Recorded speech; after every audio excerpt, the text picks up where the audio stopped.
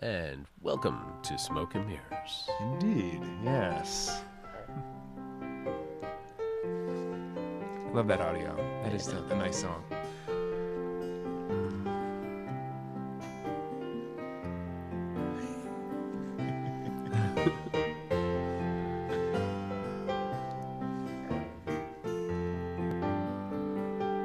Wish we could fade out on this, actually.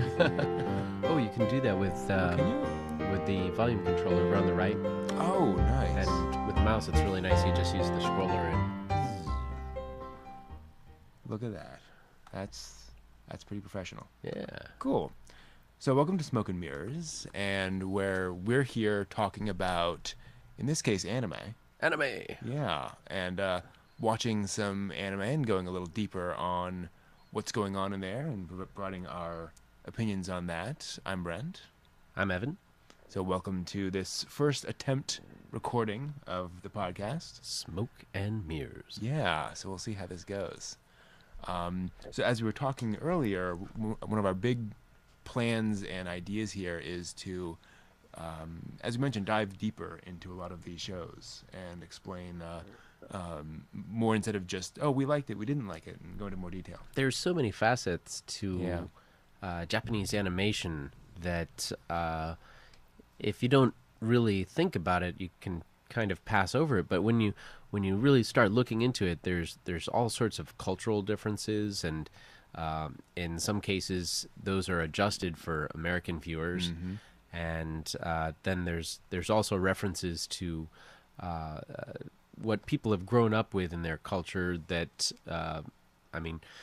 there's a canon of literature, of customs, and other concepts that are bypassed. But that's just one aspect of anime. There's so many different ones that we could discuss, from story writing, narrative technique, color, the actual nuts and bolts of putting together an anime, Yeah. the history of anime, where that anime developed in the entire process of animation.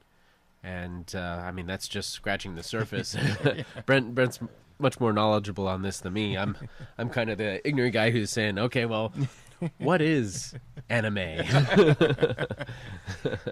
No, there's plenty to talk about and plenty to dive into. So to that point, our first anime today was the first Tenchi Muyo OVA, the first Ryo-Ohki OVA, as it's called. And so our format here Ryo-Ohki? Ryo-Ohki. Ryo-Ohki. Is the name of it. Ryo-Ohki is one of the characters in Tenchi, who gets introduced, I think, in the next episode, actually. And it's a great point. One of the things about Tenchi is that it is a huge franchise, as we were talking about earlier. So there are considered several different timelines within that franchise. So certain characters get introduced in some timelines, and then they're not in other shows because they weren't introduced in those timelines. So it gets very complicated very quickly. So that's so to use sort of a sci-fi analogy. Stargate had Stargate, and then they had Atlantis, and then they had Stargate Universe, and all these things kind of overlapped. Yeah. There were similar characters, but different storylines in each of them. Is that the way this is a little different. So for example, after this OVA came out, they released a TV series, and they had a completely different origin story in the TV series. So the characters have different backgrounds, different places they came from, and different reasons for actually being in the show. So, and that the TV show introduced new characters to the core crew, which were not introduced in any of the other OVA releases.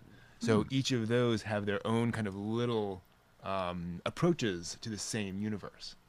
You keep using this term OVA. What is this OVA thing? Good question. So an OVA is called, it stands for an original video animation. You'll also hear OAV, original animation video. They're just translation differences. And it basically refers to a direct-to-video miniseries, is the best way of describing it. So what'll happen is an anime studio will decide to release a show directly to the audience, and basically sell it by putting ads in magazines and things along those lines, and sell it directly to people instead of having to find a broadcast slot and all those sorts of things. And one of the nice things is that it gives the anime studio more freedom to say that they can, they need 40 minutes for this episode, 30 minutes for that episode, expand and contract, and they can, obviously, because you're not broadcasting, you can show more adult content than you could otherwise. So it gives you more freedom, but it's a little riskier because you got to hope folks will buy it. Do a lot of anime series do these OVAs? There are a lot of OVAs. So in any given year in Japan, there are between 100 and 150 new TV shows premiered every week. Anime TV shows premiered every year in Japan. And then there are another 100 or so OVAs. Now that includes, shall we say, the more adult of the adult side of the OVAs. But there are certainly dozens of those every year.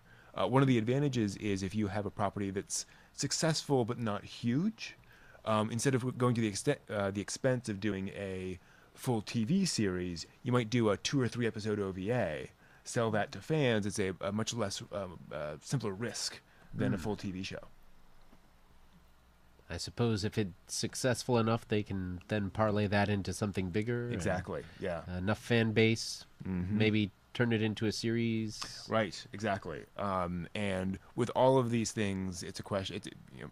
Most franchises in Japan are a question of kind of baby steps, of moving from one step to the other, of saying, okay, we have a successful manga series, let's try an anime series. The anime series was successful, let's do a video game. And sort of bouncing back and forth and trying these different things and seeing what works. Wow. So a little cross-pollination between different groups, gamers, readers, video watchers. Now, manga. What is this manga stuff? All right. So if anime is the animation of this, manga are the comics. So manga are almost always black and white comics. They are almost always originally produced in magazines. So you'll have a 300 or 400 page magazine with many different stories inside it. That's a big magazine. It's a very big magazine, pages. yes. Now, granted, 300 or 400 pages are for the bigger, more popular magazines. But you'll definitely get a few hundred pages in one of these things. They're usually printed in newsprint, very, very cheap and inexpensive. And they'll come out sometimes monthly, sometimes even weekly. And each issue will have new episodes of a particular story, usually about 13 pages worth of new content. And they'll continue these stories, and then those get collected into trade paperbacks, as we're used to over here, called tankobon. Oh, there we go. Yeah. Would that be a sample? Yeah, that's a great example right there. So that is exactly a manga magazine. I don't recognize which one it is.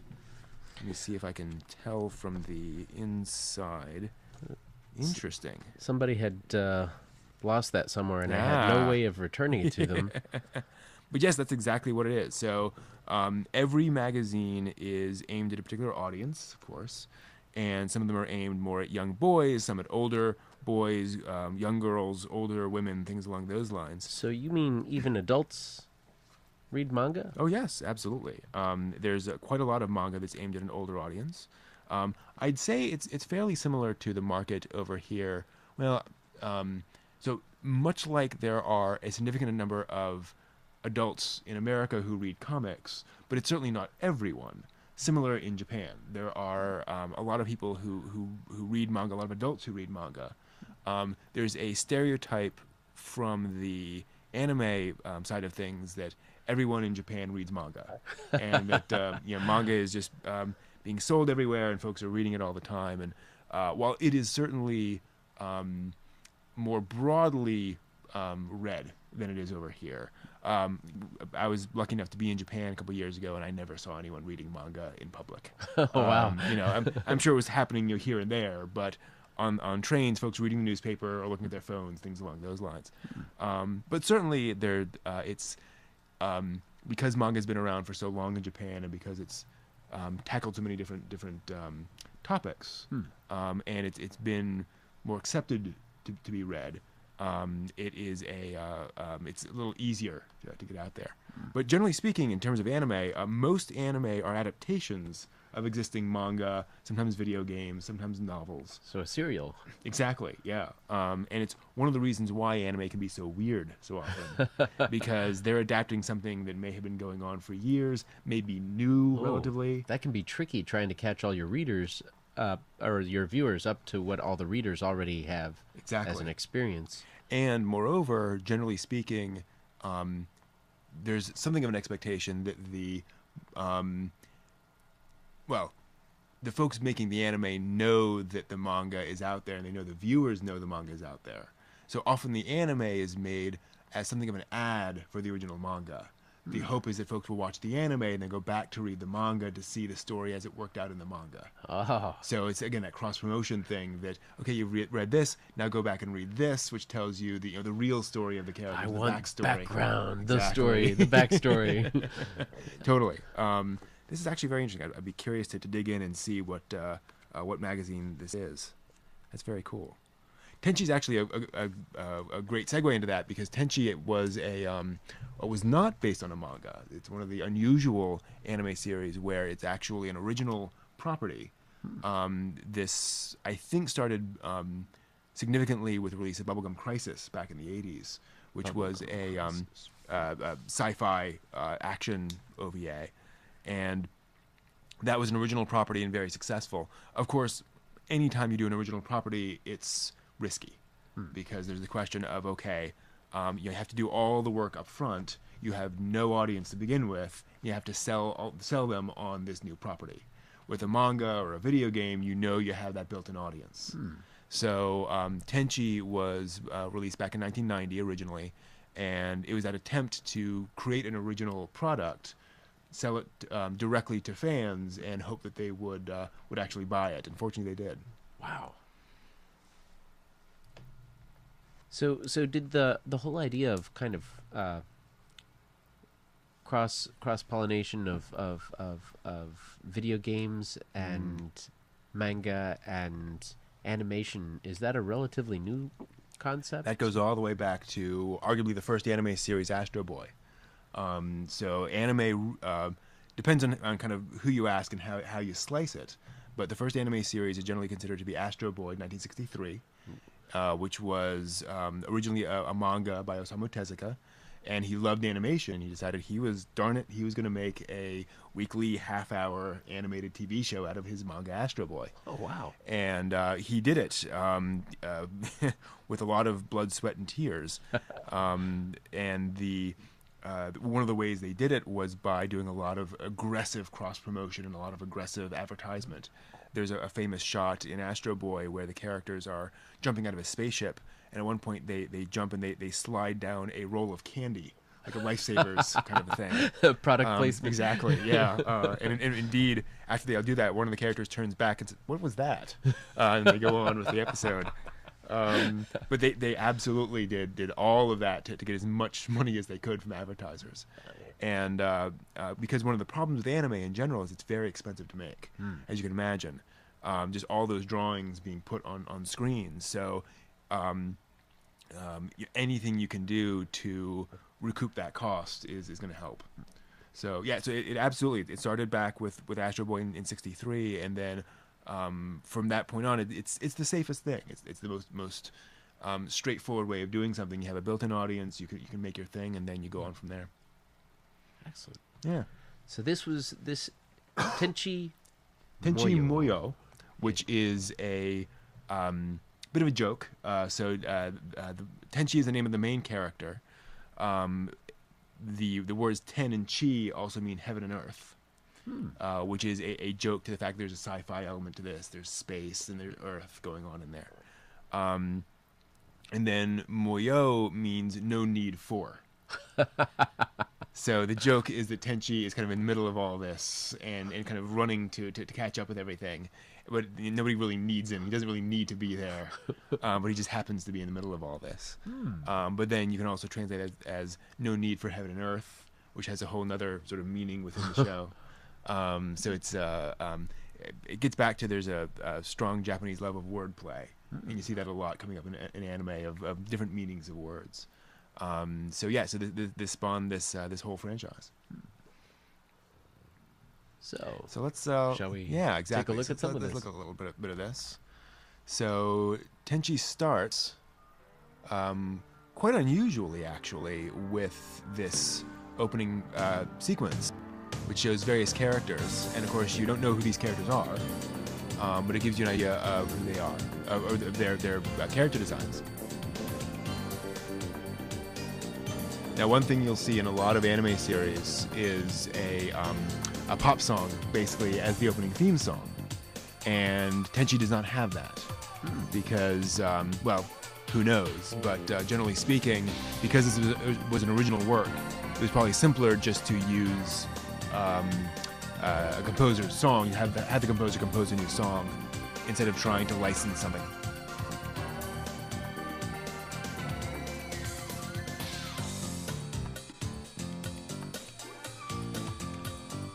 Kind of has a Paul Hardcastle and the Jazz Masters feel to it.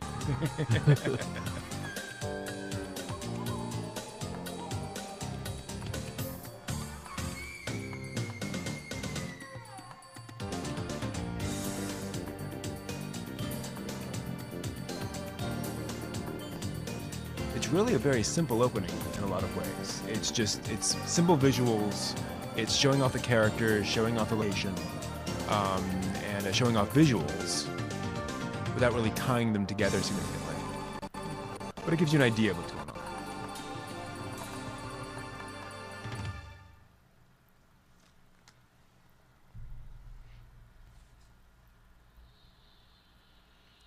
Now, one of the things we talked about is how interesting how starting off in this show, how it starts very quietly.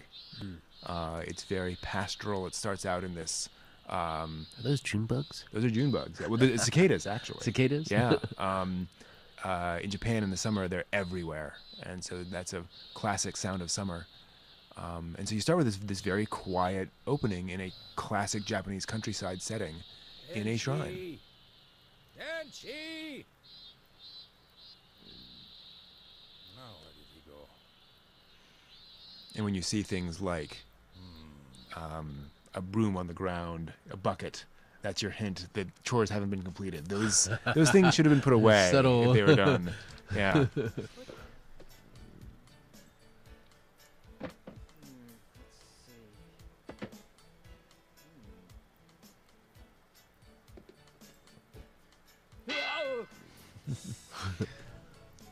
Yeah, as we were talking about before, one of the interesting things here too is how Tenchi is very much a bit of a twerp.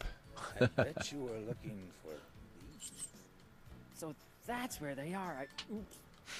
You weren't trying to sneak in there against my orders, were you? No, I wasn't. It is the ancient law of this Masaki shrine, and you are no exception to that legacy. But really, you want to see what's in there, don't you? They are, Tenchi, if you can take them from me. Let's see how good you really are. When you grasp the keys from my hand.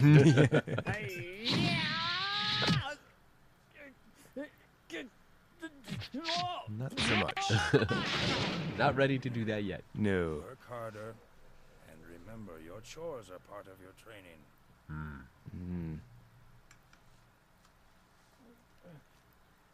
But Yeah, right, he has the keys. So one of the things this is actually doing is kind of telling us what kind of a story we have. Because we're seeing the fact that it's about a young boy. Well, I say young boy, teenage boy.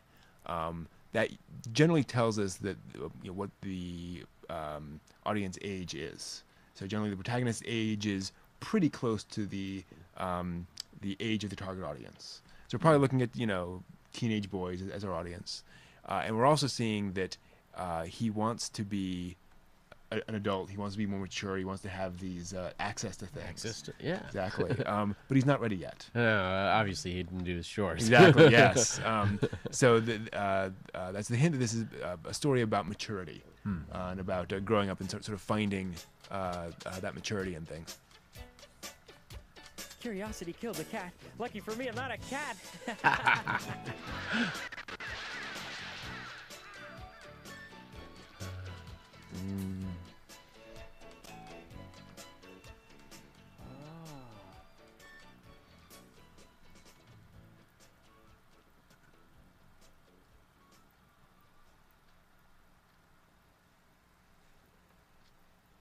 inside the cave. Mm-hmm.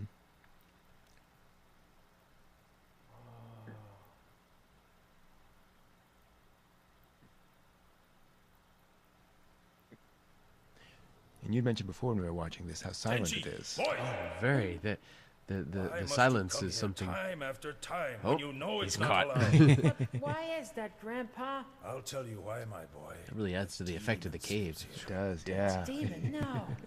It's true. Now listen carefully, for what I'm about to tell you really happened. It was a long time ago. Those are some big Demon anime came eyes. here from the Really. sky. Its strength was enormous and terrible. It destroyed villages, burned everything, and our people suffered greatly because of its evil powers. What happened to the demon? One day, a ship like a dragon appeared from the sky. On its back rode a mighty samurai. He fought the demon, using a sword with great spiritual powers. Now the demon sleeps, held prisoner in this shrine. The sword planted in the ground keeps watch over it. That samurai was Yosho, your ancestor Tenchi. Remember your name and what it means. Heaven and earth. You must remember and respect your ancestor. Remember.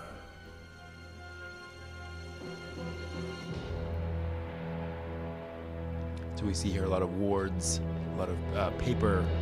Those diamond-shaped Yeah. paper hanging things. Mm-hmm. Meant to ward off evil.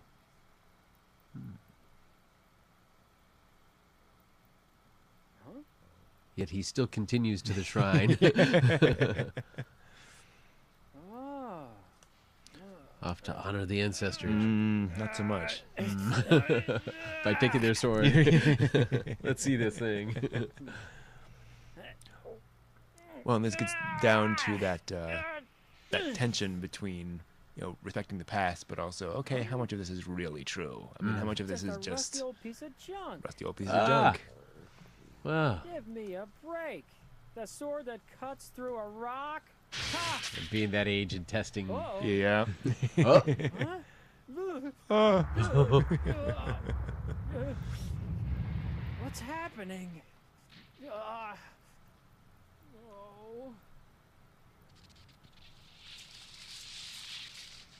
Again, we know that Tenchi's grown up in this shrine, so we know that he knows how all this is What do I supposed to do work. now? Oh, think, genius. Hmm? Oh, passed away.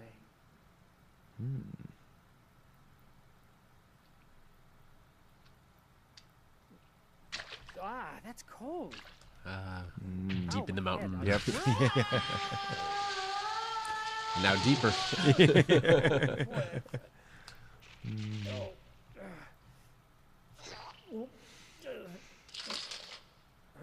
Oh. Uh, That.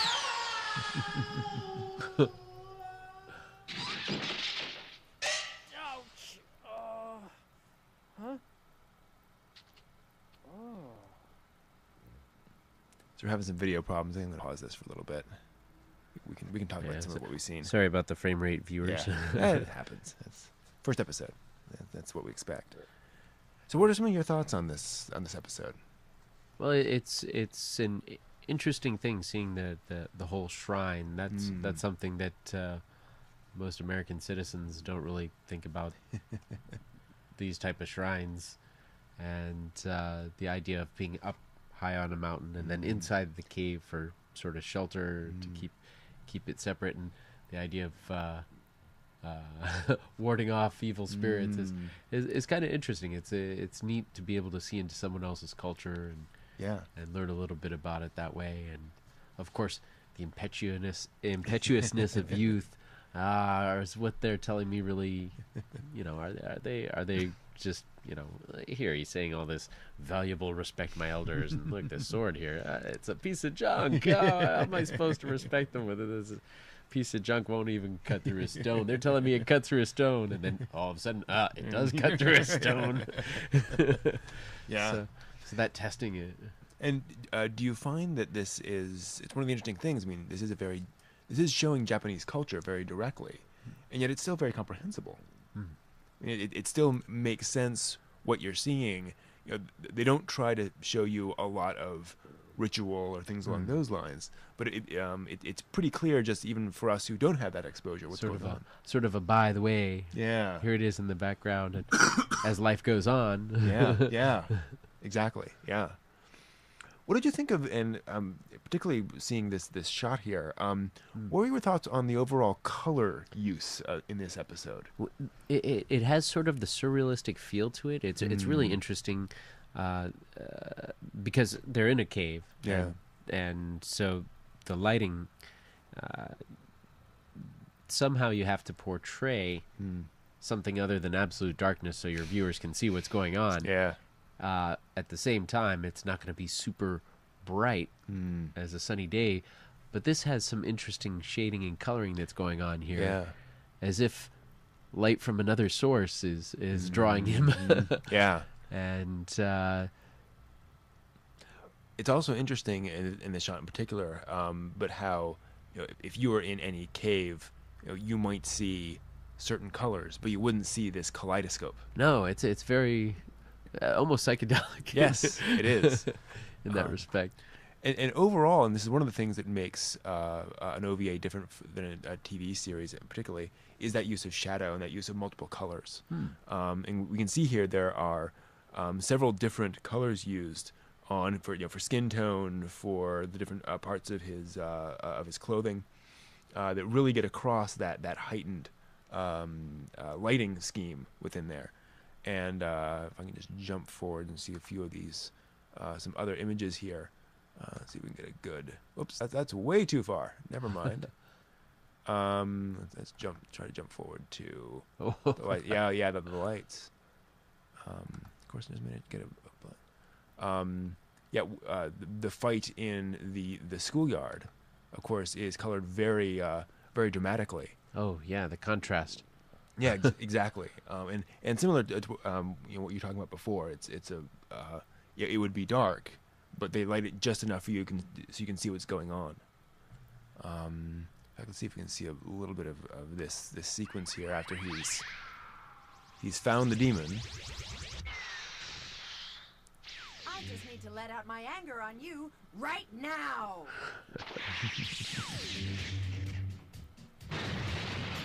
Why me? It's not fair.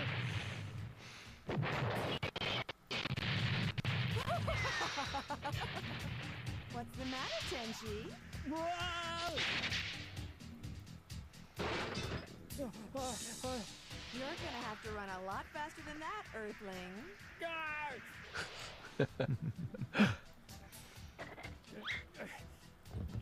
Almost cartoony sound effects. Okay, now. And again, here you see that use of color Yeah, to you really get a show across- motif and sort of a feeling as well. while also not overwhelming the viewer with a lot of colors. I mean, you have this the blue hair, the sort of light green, almost teal outfit with the pink, but that gives you that distinct color scheme. And even in this very simple Ready or location. not, here I come!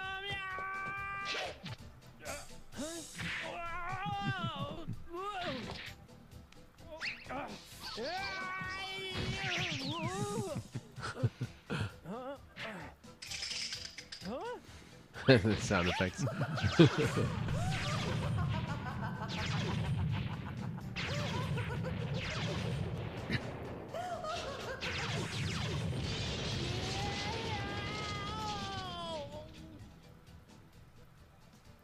try not to hurt yourself.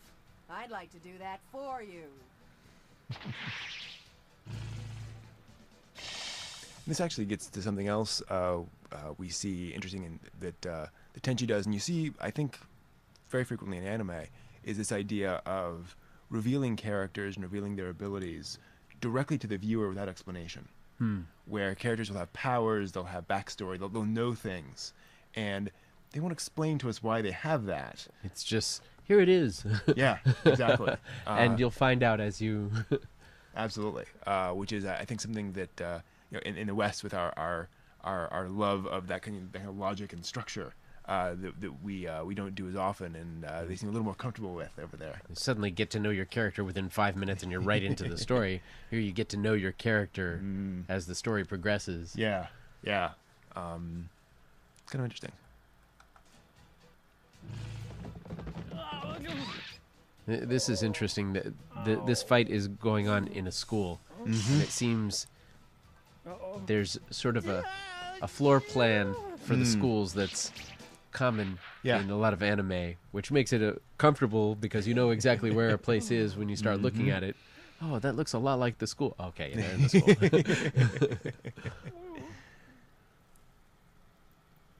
With Japan's modernization in the 50s and 60s, they developed this very effective and very standardized plan for schools, and that's how you lay them out. I'll just hide here while I figure out a plan. What is that? That smell? Oh, gas fumes. Huh? Gas fumes! So Tenchi was also lauded in its day for being one of the I've got a good plan. I'm gonna get out of here. one of the first anime English dubs to really nail all the characters very well, and to do so consistently across the entire cast. Where there had been certainly good voice actors before and good performances before, but they managed to really assemble a lot of really effective voice actors for this.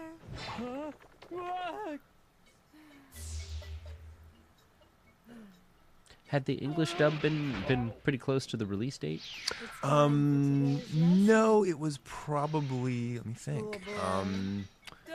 There's leaking gas. You'll start a fire. Gas? About 5 years, maybe. What is 5 gas? years? Yeah, 5 years later. So there weren't a lot of English dubs going on around that time. No, there weren't. This was the beginning of the big anime boom. Really, was when this was produced. So there's a lot of obviously there had been English dubs, Astro Boy and Star Blazers and all those, but they were much more sporadic than at this point, where they needed a large pool of actors. I just used the oldest trick in the book. Ooh, what is it? I want to see. This character takes an unexpected turn at that point. Keep on it. I'm out of here. No, I don't see anything. I think. The oldest trick in the book.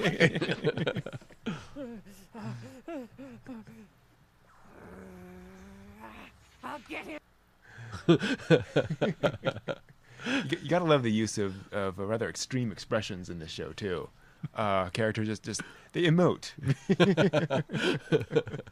Not only does she have that light object, but now she's got lightning between her.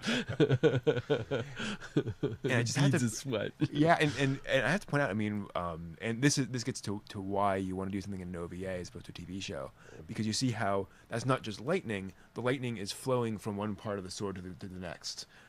There's a sensibility to the lightning instead of just somebody scratching some lightning in around it. It's very effective animation. Then of course the gas and kaboom. There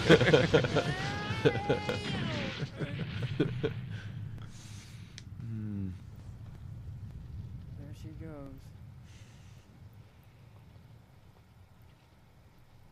She was kind of cute. As far as people who are trying to kill me. Exactly. Yeah. Old shrine habit. So, any other thoughts on this episode? Well, I'm kind of curious about a habit that I've seen, and he closes out his series with it. He talks about taking his hands and clapping them together. And I've seen this done at mealtime, but he said it was a shrine habit. Sort of when people eat, they do a ikitakimasu before they eat. And I'm wondering if that's is that something that you might know about, or so it is something that is done at shrines as kind of a blessing. So it's also done at homes, but it is basically what you do when you are performing a blessing or preparing for something or ending something. You do that 2 claps like that. So it's done very often in religious services. but then it also sort of migrated out to the meal service, if you will. Wow. Yeah, but it's something that, generally speaking, you wouldn't do in real life unless you were doing it as a prayer for somebody or something along those, which is what he was doing, obviously, for Ryoko there. Or, she's dead now, But yeah, and it gets to one of the things about, and it's actually a great point about how difficult it can be to translate one of these things, because you have all of these different Japanese idioms and how to get that across to the American audience without sacrificing the original story or a particular line. I don't know off the top of my head what the original line for that was, but I don't know if he literally said that's an old shrine habit at that moment. He might have said something different, and everybody knew. Oh, yeah, of course, that's an old shrine. We know that it's been around forever. Exactly. Yeah. So it can get complicated real quickly. Yeah. But so what do you think is going to happen next in the story? Well, I'm curious. I now I've seen the end of this episode. Yeah. Which is very interesting because he thinks it's all done and over with. He goes back home and, surprise, who's waiting for him in his bed? Yeah. So that was a shocker. So I can definitely see hijinks ensuing. So it doesn't look like he's going to get rid of her as easily as he thinks. And as he begins to learn how to wield his sword, he's going to deepen the relationship and find out a little bit more, I think, about what all the power is that it has and what power he has over her.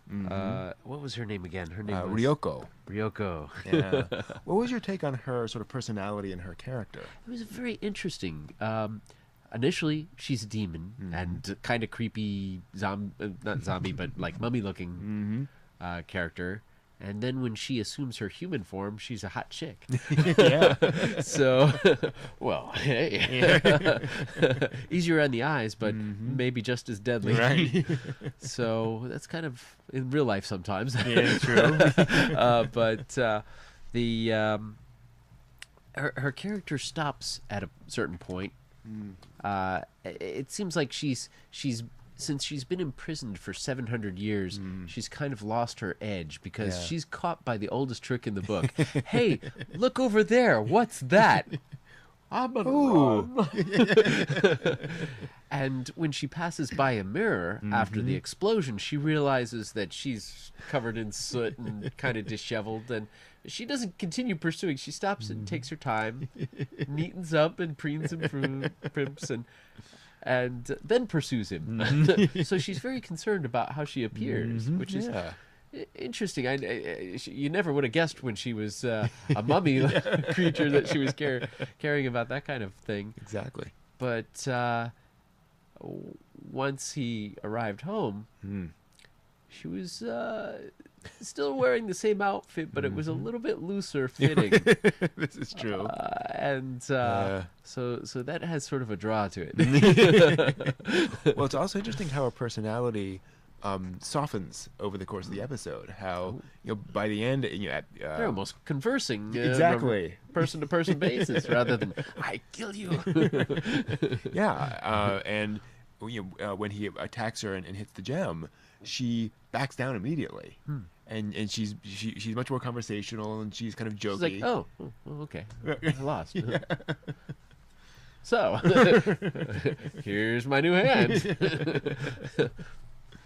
She doesn't run away. She doesn't suddenly vaporize. She continues on, and that was interesting. Yeah, and even when she decided that she was going to exact her revenge, she didn't just go out and whack him. Or sneak up. It was a straightforward. I'm here to extract revenge.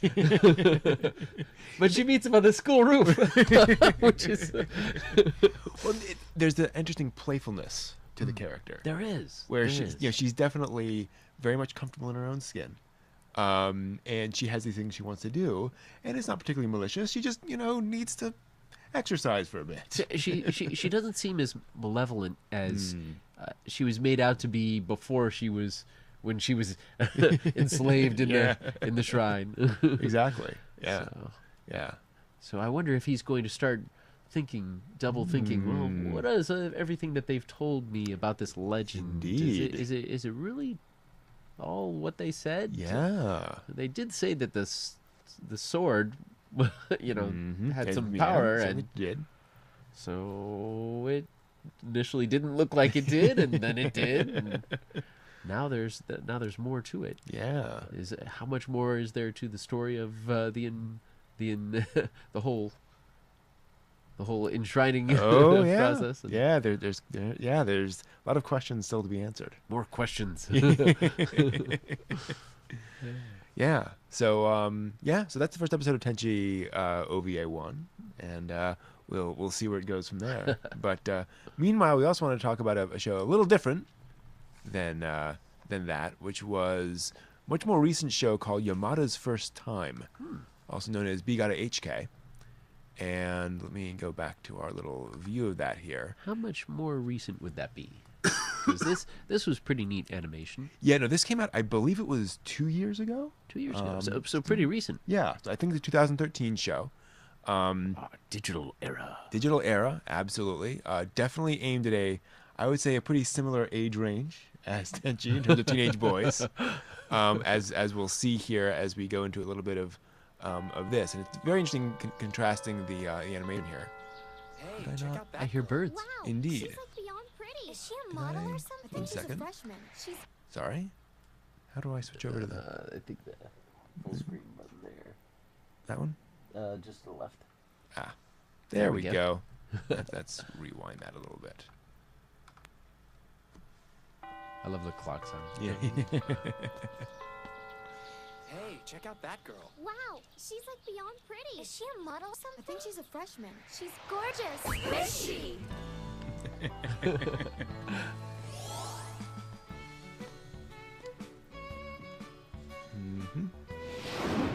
Who's this pretty young girl? Introducing the lovely Yamada. Yes, that's her last name. Her first name's a secret. This is a girl of transcendent beauty.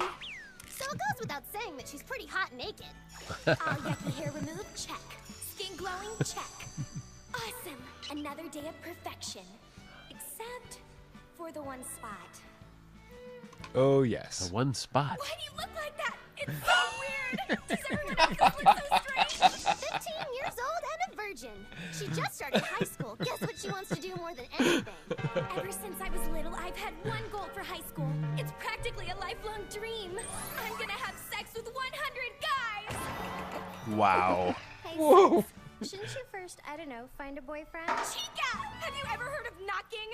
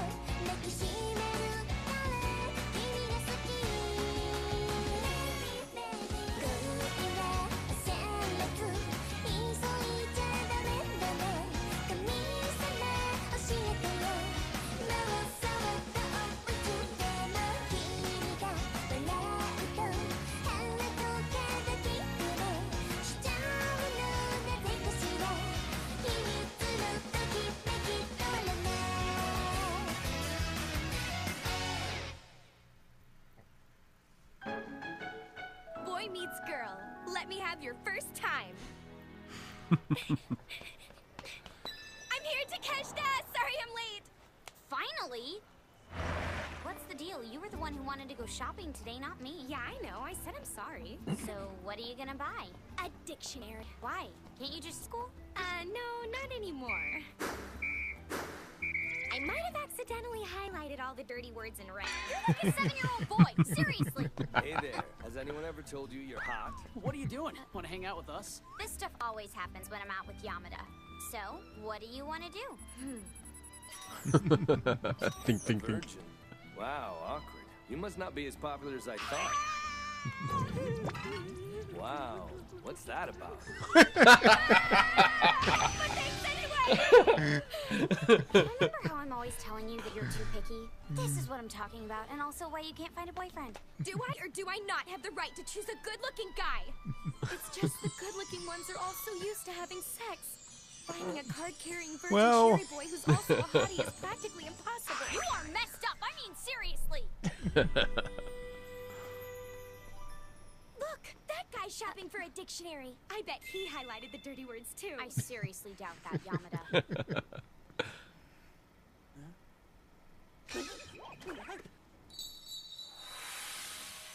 Talk about a plain Jane.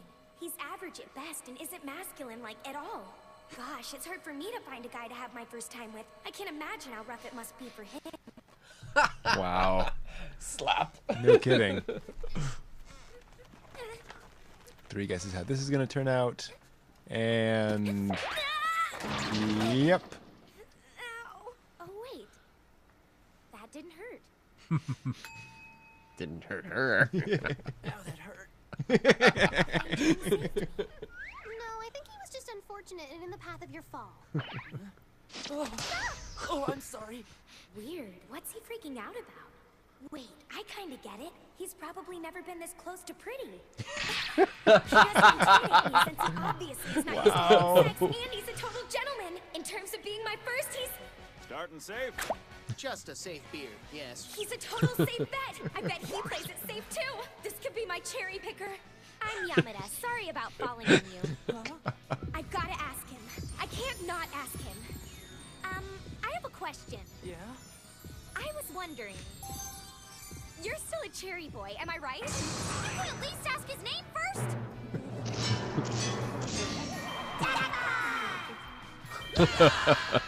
Apparently the answer is yes. You said you wanted a hot guy and now you're into him? Yeah, I do not get your taste in men like at all. I wonder who that was. Well, on the plus side, you got a good look at his face. Right, about that. His face. Seriously? All I gotta do is get through the first time. After that, I'll be totally good to go. I just need to find the right guy to break the seal. Don't tell me what you're thinking, okay? I already know it's about that bookstore dude. You're psychic. I just wonder where he is. He could be like my destiny. He's right over there! Look! He's sitting right next to you! Come on! Oh, Yamada. Who's Yamada? Hey, so, would it be okay if I take your picture? My picture? She's imagining what he'll do.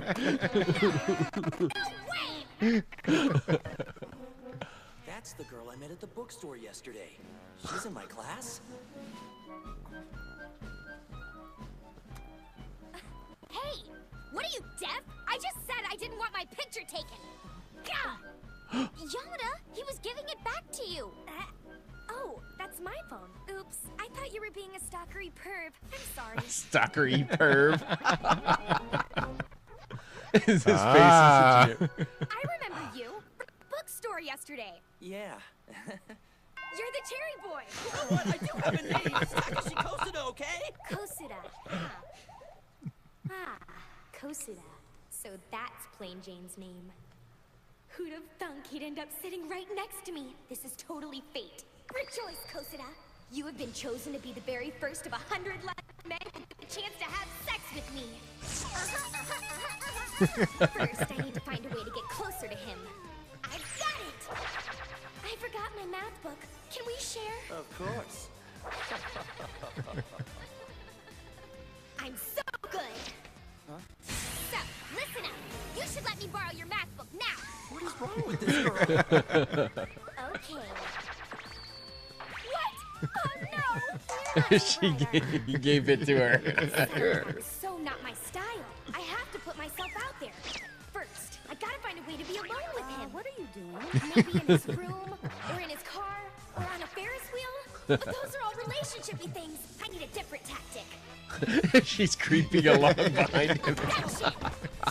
Oh, Yamada, it's you.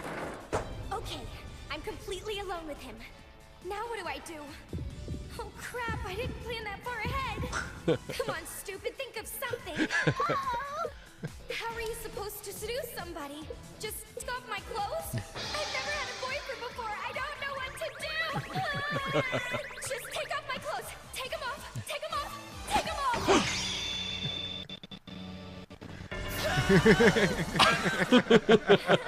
Or maybe not. Way to make yourself look like a total creeper! What was I thinking? I'm so freaking stupid! I'm jealous of you, Kosa. You get to sit right next to that girl. So come I on. just have to pause to point out the idea of, a girl shoves you into a dark room, opens her shirt and then runs off. No explanation. What? I wish that happened to me more often. No. Oh, bro, tell us what she's like. Yeah, she's stuck up. No, actually, she's more. Let's see. Here's my experience with her. Oh, this is One, funny. she teased me by calling me a cherry boy. 2, she accused me of being a stalker and a perv. 3, she stole my math book. 4, she flashed her breasts at me. If there was no number 4, I'd call her obnoxious. Maybe I'll just tell him she's weird. Tanimura will be assigned to the school disciplinary committee. Next, we need 2 library committee members. Anyone care to volunteer for this swanky job? And not a single one of you has raised your hand. Color me shocked. Fine. I'll pick the volunteers myself then. Yamada and Kosuda. This is perfect!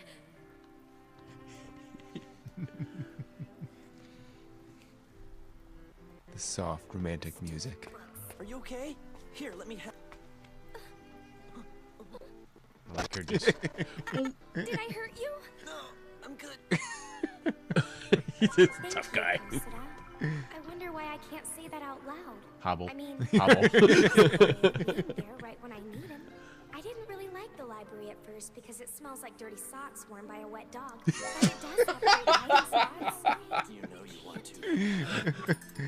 It's just too accurate. Dirty socks worn by a wet dog. Kosuda, can I ask you a favor? Oh, yeah, sure. What do you need? It's just, my tummy hurts. Will you please rub it? Have you tried taking anything? Yeah, I did earlier. But it's not working. It hurts bad. Will you please touch it?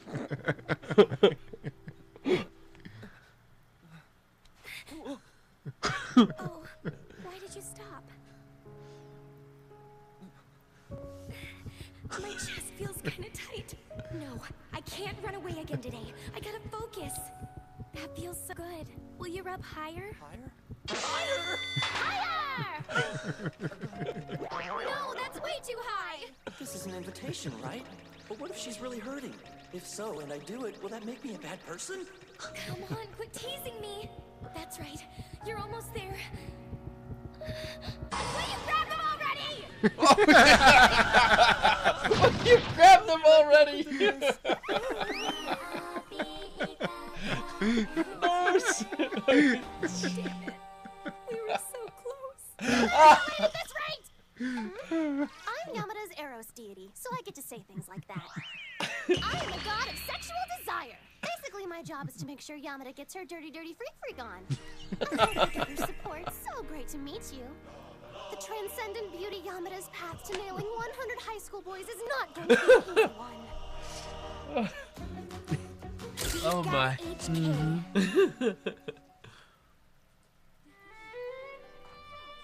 If you haven't taken off your bra yet, now's the time. Hello, all. Today is physical checkups, everyone's favorite. Okay, next is Yamada. Height 164 centimeters. Weight 43 kilograms. Sitting height 87 centimeters. Holy crap, she's perfect. Your legs are so long.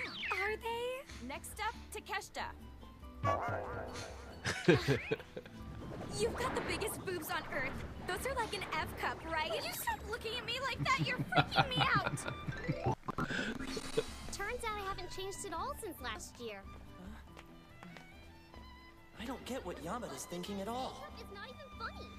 I mean, it kind of seems like she's into me. Oh! Okay, maybe not. She doesn't even want to look my way. I hope you checked out my measurements, stud. You can't resist perfection. Big gambit after school. Why don't we start with a kiss? Oh, man. Midterms are coming up. Will someone just kill me now? Quit stressing out. We'll just study together like normal. So are you gonna ask Kosida to be your study buddy this year? Why would I do that? I already know like everything. That's not true. You're not so good at the math. Besides, The it's math. seriously gonna move you closer together. Good idea. But where? I mean, it's not like we're close enough to visit each other's houses yet. What's wrong with using the classroom? Are you kidding me? Oh, Kosida! I can never do that. It's too public. Anyone could just walk in on us at any time. I was talking about homework, not doing him on a desk. Later that day. Wow. Kosida, I've decided you should teach me math. Really? Yelling is what you went for here? Her eyes. Is that what I'm supposed to do with number 4 on page 37? No, this is the formula you would need to use to figure out the perimeter. Right, the other one's area. I'm impressed. He's like really smart. Oh, good. I think I might actually be helping her. Go back. So then, hold on. What about... Sorry, I'm so sorry. I can't believe it. We totally just almost like on the mouth kissed. Wait, I feel an idea coming on. I've been completely focused on sex this whole time, but couples normally mug out first, right? I can't shoot Mug for out. home. We haven't even been to first base yet. I can start off by kissing. A journey of 1,000 miles starts with a single step, and banging 100 dudes starts with a first kiss. Where did you have your first kiss? The number 1 answer is in his room or my room. Oh yeah! Yamada. Kosida. Congratulations on bringing a boy home for the first time like ever. My Kos is no good. It'll definitely have to be a Kosidas. So how do I get there? Huh.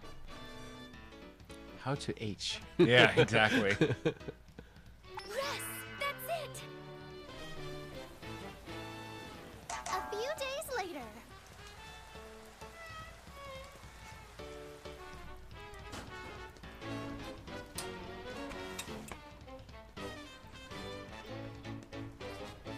Okay, now that I know which umbrella is his, I am silent like ninja.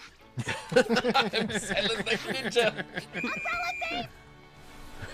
Later, after school had ended for the day. Hey, wait, where did my umbrella go? I'm awesome! You idiot! Did you forget your umbrella? Huh? I guess I have no other choice then. I'll share my umbrella with you. Let's go. So tsundere. I can hold it if you want. Oh, okay.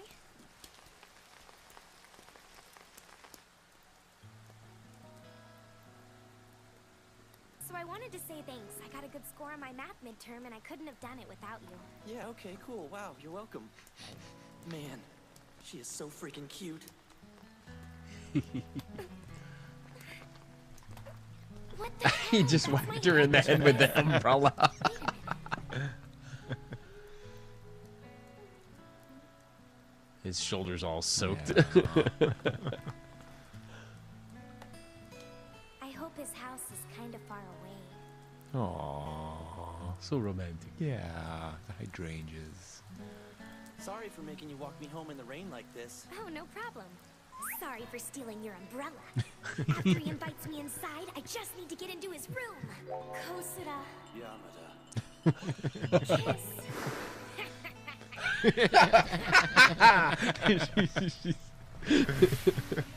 Little intense. What's the deal? Invite me in already. I want wonder if I should invite her in already. Takashi, I didn't know you were home yet. Hey sis, I guess you're skipping your college classes again? His sister? She's way pretty. So this means he's used to being around pretty women? Oh, you brought a girl home? I'm so proud of my precious baby brother! Get off me, you wacko! He's used to girls' bodies. My name's Kazuki. I'm a sophomore in college. Oh man, talk about surprised. I was not expecting Takashi to bring a girl home with him today. You're cute. Why are you hanging out with him? Come on, cut it out. Kosada, where's your room? I'd like to see it. Let me straighten it up first. Ew. I'll be right back. Don't forget to put away all your dirty magazines. I'm sorry. I just like to give him a hard time. It's okay. I think it's natural, though, having dirty magazines, I mean.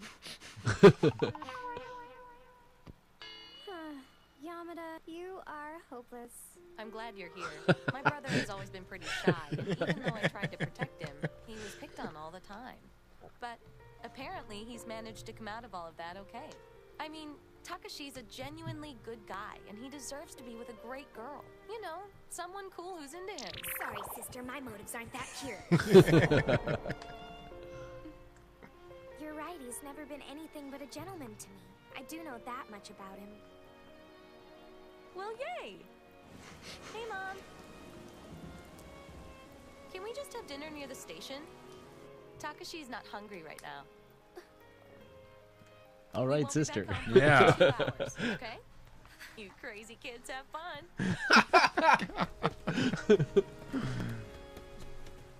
Thanks for waiting. Kazuki, where did she go? We're gonna be alone for 2 hours. Awesome!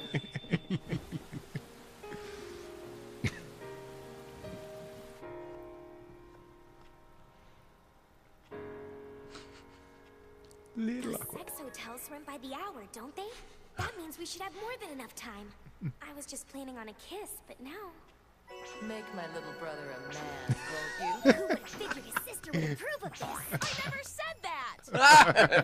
Christy, how about you? I'll be back in a second with something to drink.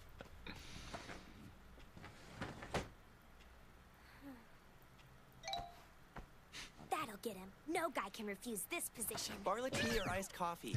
That's all I've got, so which one? she's Oh, man. This is so stressful. What am I supposed to do next?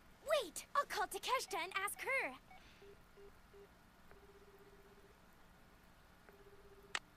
Takeshita, hey! What do you want? I'm at the cash register right now. Oh, really? Where at? The drugstore? Drugstore? What did you buy? Nothing yet. I gotta go. What's her deal? She acts like she was bought something embarrassing. Ha ha!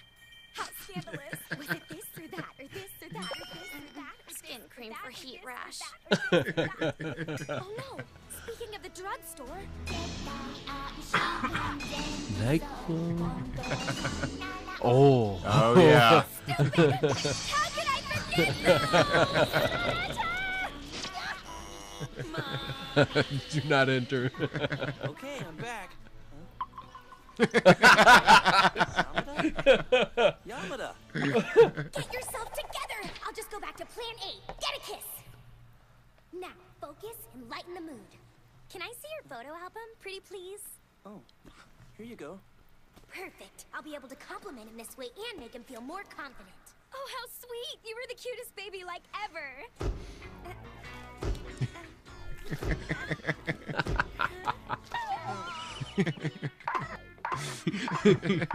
How fun! You're kind of like one of those babushka dolls. I wonder if that's supposed to be a compliment. Okay, this isn't working out. Desperate times call for desperate measures.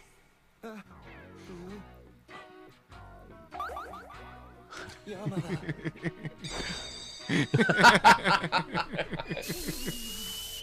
I'm going for it.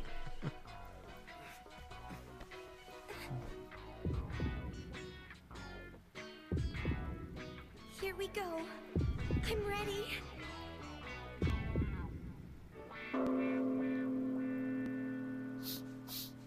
What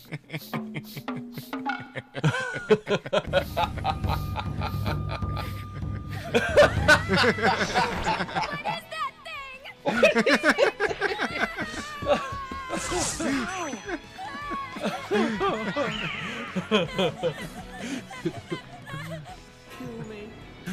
That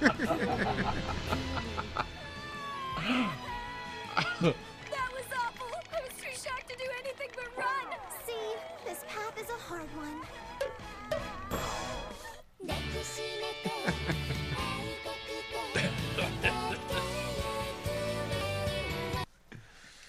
So a little different. Yes. A little different.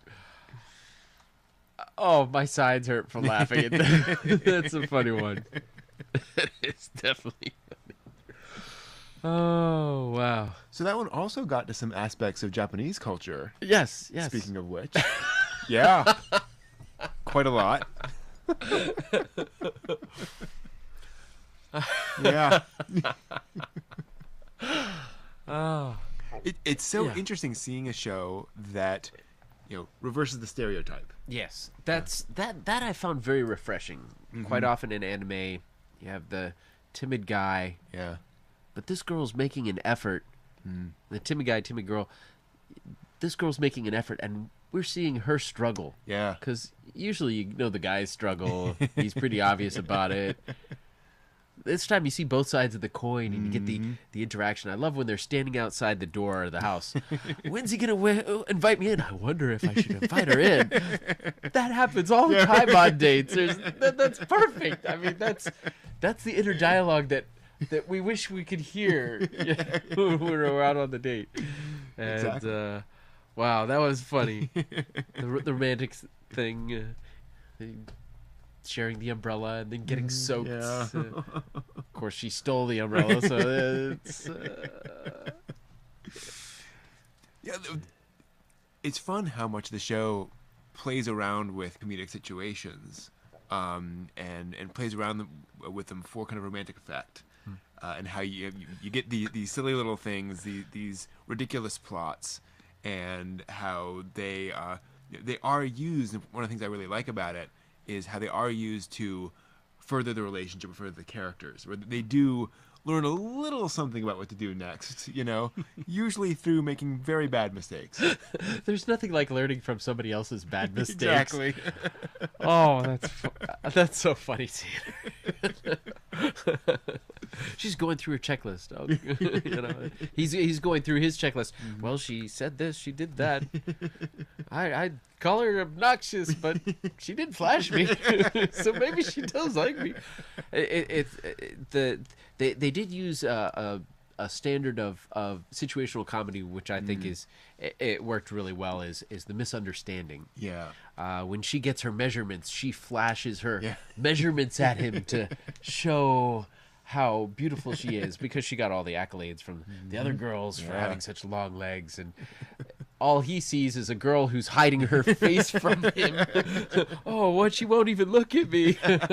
Exactly. And I think that's a great example of how to use it well, where that doesn't drive a wedge between them for the next 5 episodes. Yeah. It's just a funny little thing that happens. It's And they just what? It's interesting too to me how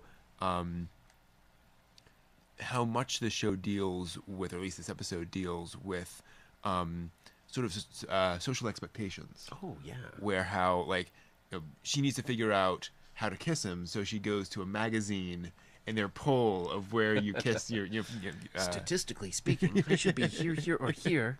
My chances. right. Well, and that is so much of what Yamada is doing, is that she's comparing herself to this expectation of, well, of course you go to high school. Well, of course, you're sleeping around all the time. That's just what everyone does. That's what high school girls do. It's all these various things. So it's really funny seeing them play off all those expectations. And it's one of the things I'm curious about. I haven't seen the rest of the show, but I'm curious to see whether Yamada starts learning how to kind of have her own desires a little bit more. Oh, the sister who goes out to get dinner. Hey, wait! I never said you could. The imagination. Yeah, Yamada Make definitely. my brother a man. Hey, Yamada definitely takes as much as she can get. And her friend. Yeah. Oh. It's interesting too about how Yamada is. It's interesting looking at her character design. Let me see if I can flashback and see a bit of her. characters on here at some point. Get a better visual of her face, but Her crazy eyes. very expressive show actually. But it's interesting how you notice how she has, you can't see it in this one, but she has the two earrings in the one ear, which is very fashionable to have kind of the kind of an odd number of earrings there. Rub my tummy. My tummy. And he's That'll like, work. I don't know. She's gonna smack me. Maybe she's really sick. Nurse.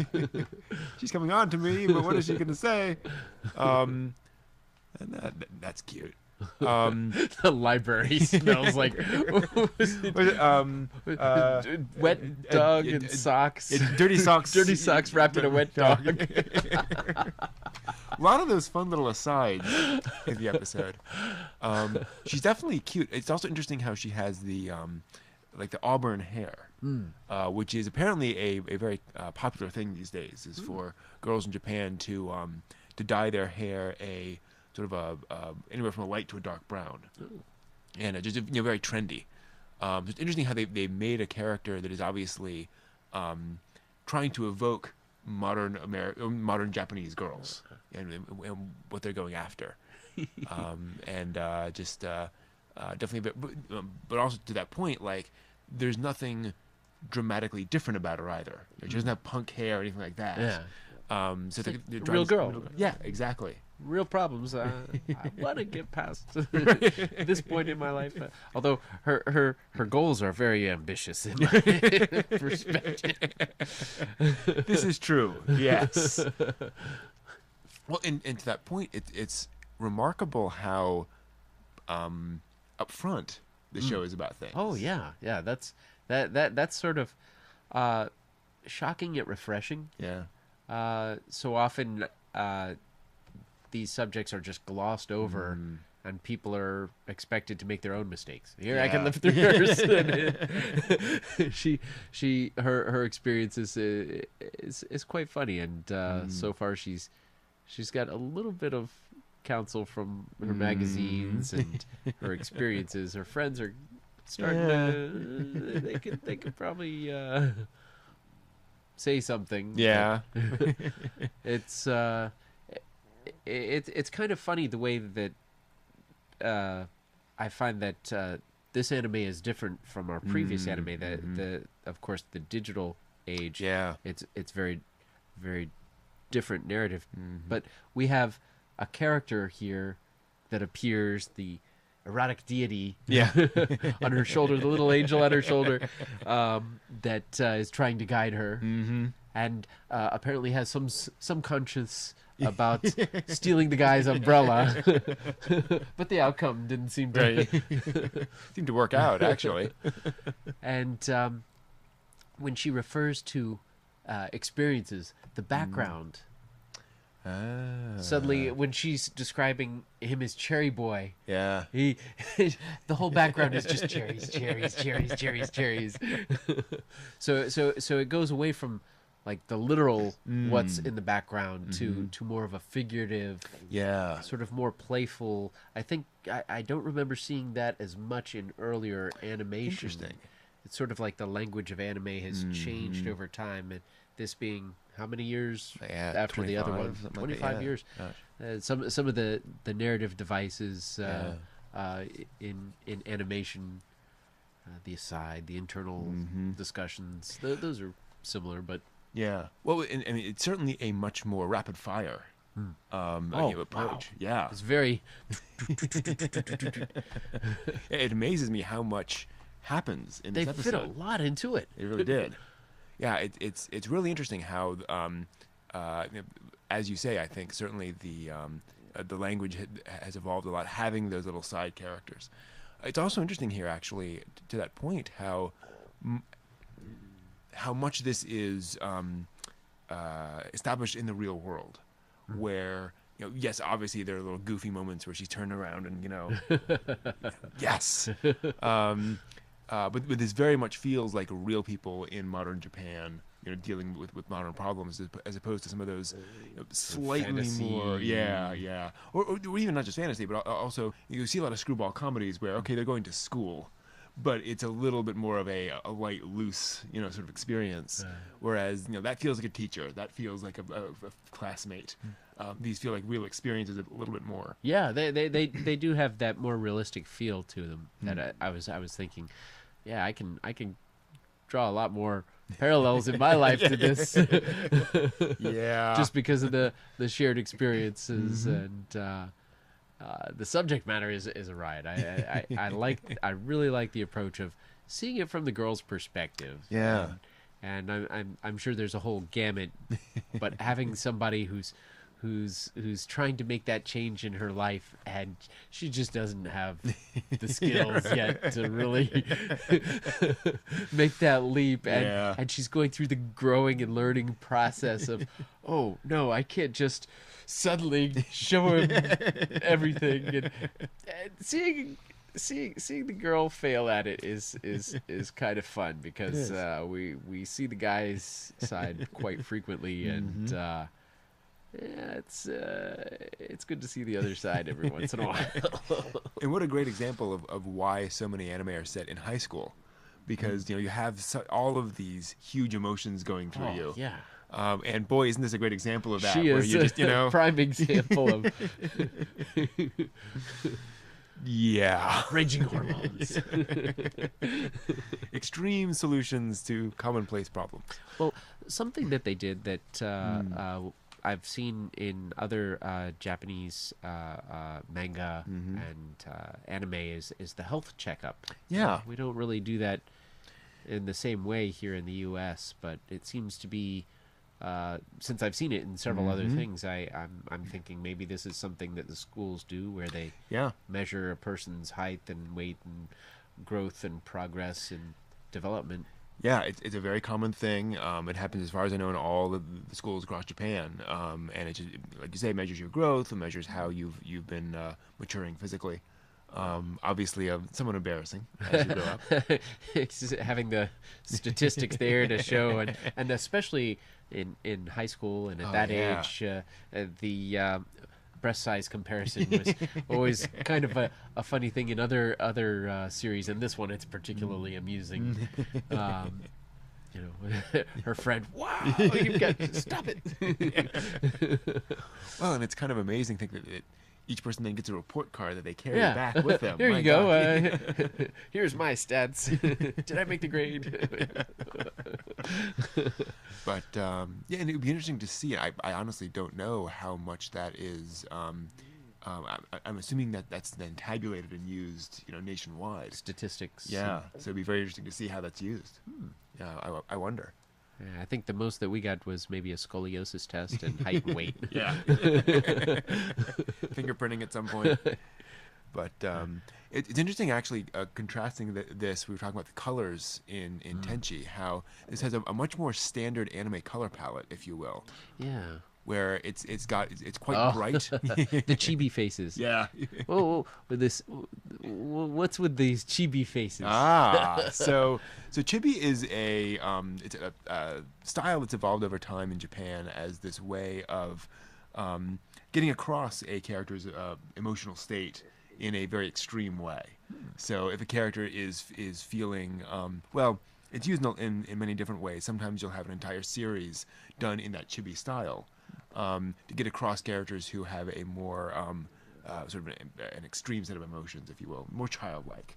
And so chibi, in this case, especially in a lot of comedies, is used to represent a character who is acting in more sort of primal, childlike ways than the normal, where it's all anger or frustration or joy or what have you. It can be a lot of fun. The little hearts floating in the air. But it's a very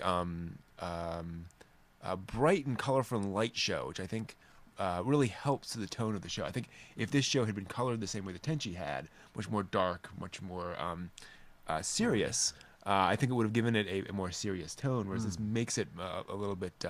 it telegraphs that this is a fun show. Yeah. Yeah, it's fun. So where do you think the show's going? Oh, this is a riot. Oh, I have to kiss first before I have relations. Yeah, that's funny. I can see her going through a circuitous route and finally getting a chance to develop a relationship with somebody. Yeah. And I can picture her friends probably coming into it, and his friends coming into it. Of course, all his friends were around. Oh, can we take your picture? She's so hot. And they're probably gonna say, "Hey, why you? Why you? Why not me?" And her friends, I wonder if they'll be able to restrain her. Yeah. Are they gonna live vicariously through her? Oh, interesting. Yeah, that's a good question. So she can go and make all the stupid mistakes, and we'll sit back and watch. And Yeah, I'm hoping that they'll build up a nice relationship over time. I'm looking forward to seeing these two characters start to get to know each other and realize how important that is for the relationship to sort of enjoy themselves. It's one thing that's nice about this episode is it shows they are kind of sort of a little bit, getting to know each other a little bit better, which is fun. I did discover in Googling that in this show, not only does Yamada have an Aragami character, so does Kosuda. Oh, So that's going to be interesting to see where that. I wonder if the two get together. Oh, yeah. That would be great. Cool. Any final thoughts on Yamada? I want to see where this goes. Yeah, same here. Yeah, it's a really fun show, and it's also impressive actually the animation quality. I mean, they've kept it very, very high quality. Characters are on model, and characters are they have an extreme different character expressions and things along those lines, which can tend to kind of deform a character in various ways. But they seem very consistent throughout the episodes. So, first episode's always a little different, but very impressive so far. Yeah, it's interesting. There's a lot of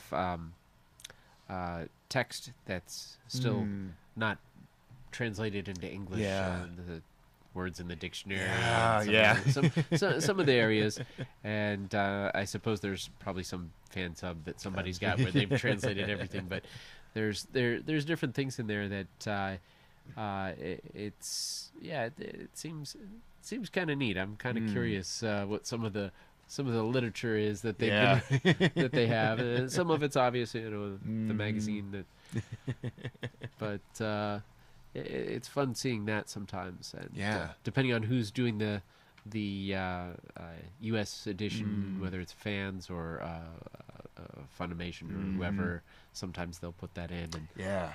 And it would be interesting to see how in depth they go with putting that kind of information up there. Yeah, I'll have to dig in and see if we can find that information. That'll be fun. Cool. Yeah, this is a very fun one to watch. Cool, it was absolutely. Yeah, this is a fun, goofy one, but there's something there. Yeah, it's nice seeing a show that is a goofy comedy, but also has kind of a heart. It has some kind of somewhere it's going with all of this the silliness. I could definitely relate to some of these. Should I invite her in? When's he gonna invite me in? Yeah, that date moment. Yeah, I think we've all been there. Cool. All right. Well, that is those are our two episodes. There's Tenchi, there's Yamada, and we'll be returning to that in future episodes. So I think that's us for this time. Any final thoughts? What should we watch next time? That's a very good question. Upcoming events. Yeah, we'll have to figure that out. Yeah, we'll find out. Cool. All right. Yeah, I think that'll do it for us. So this was Smoke and Mirrors. It very was. I'm Brent. I'm Evan. Thanks for joining us. Join again.